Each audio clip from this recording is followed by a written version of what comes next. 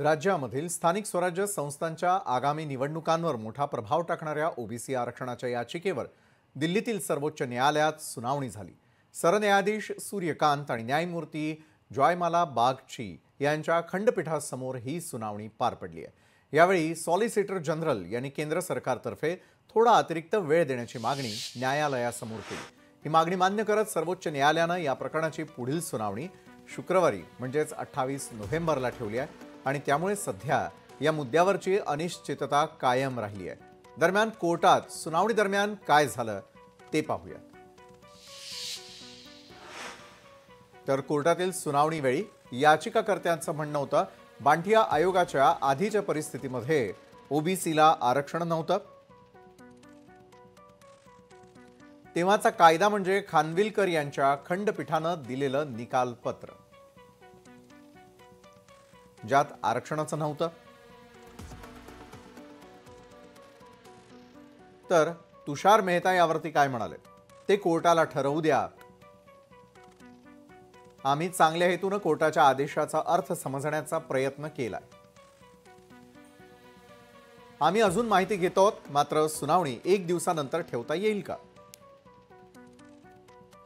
नगर पंचायत आणि महानगरपालिका निवडणूक आहेत। 2 डिसेंबर 2046 परिषद, 42 नगरपंचायत निवडणुका आहेत। जिल्हा परिषद, पंचायत समिती आणि महानगरपालिका बाकी आहेत।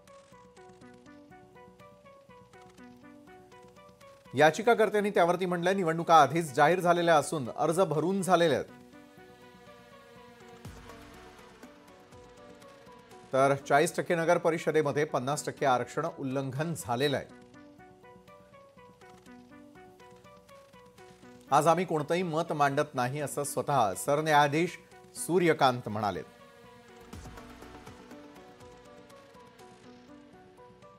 तर तुषार मेहता यांनी म्हटलंय गुरुवारी किंवा शुक्रवारी सुनावणी ठेवूयात। सरन्यायाधीश सूर्यकांत यावरती म्हणतात शेवटी या प्रकरणातील आदेशाला बांधील असूनच निवडणूक होणार आहे। त्यानंतर आयोगाचं म्हणणं आहे आज तुम्ही निर्णय केलात तर त्यानुसार आम्हाला आरक्षण वर्गवारी करावी लागेल। शुक्रवारी याच वेळेला 12 वाजता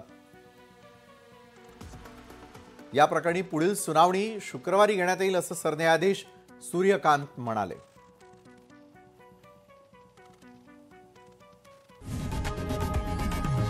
लोकशाही मराठी ऐका, पहा, जागरूक रहा।